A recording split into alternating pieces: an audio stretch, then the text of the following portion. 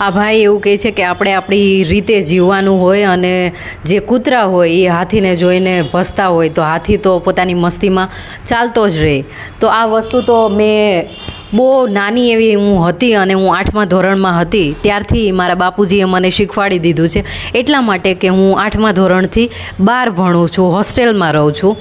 અને તો મારા બાપુજી એ મને શીખવાડ્યું કે કૃષ્ણા, તું જ્યાં પણ જઈશ અને જે પણ જગ્યાએ જઈશ તો લોકો છે એવા જ તને મળવાના છે કે તું કાંઈ બી કરીશ, સારું કરીશ કે ખરાબ કરીશ કે કાંઈ બી, તો લોકો છે એ તો કાંઈ બી વાતો કરે અને એમનું જે દિમાગ હોય અને એમનું જે વિચારવાનું હોય શક્તિ એટલી જ એ વાતો કરી શકે, તો એમની વાતો મન ઉપર લગાડીને કંઈ ફાયદો નથી. અને